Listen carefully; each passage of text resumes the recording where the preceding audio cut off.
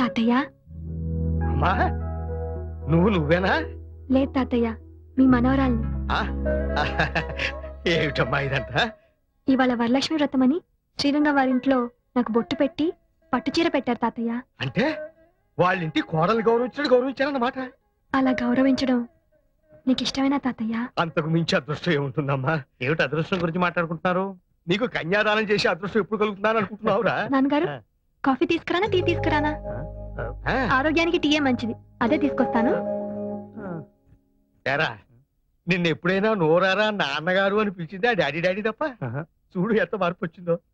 ఏ ముహూర్తాన శ్రీరంగం వారింట్లో అడుగు పెట్టిందో కానీ అసలు శిశులైన ఆంధ్రుల ఆడపడుతున్నా తయారైంది. అవునన్న, తొందరలోనే ముచ్చటగా 3 ముళ్ళు వేయించి ఓ ఇంటి దాన్ని చేయాలనిపిస్తుంది. ఆ శుభముహూర్తం వచ్చేసిందిలేండి, కూర్చోండి. Thank you.